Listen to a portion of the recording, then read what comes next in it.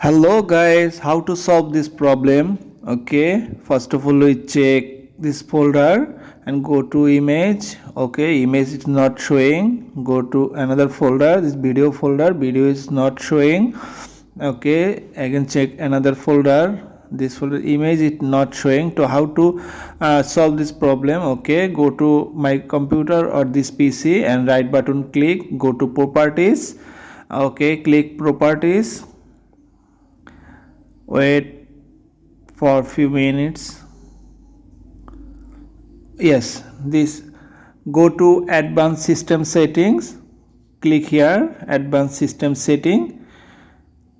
Okay, and again click advanced, this is advanced, and here advanced and settings. Okay, go to settings and now click custom and select.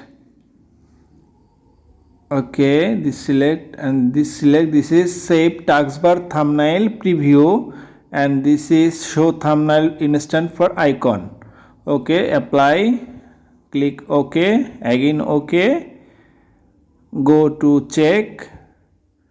Okay, open this PC, go to folder. Yes, okay, problem solved. This image is showing, go to video folder. Yes, this video is showing, go to another folder, image. Okay, this image is showing. Thank you for watching. Thank you.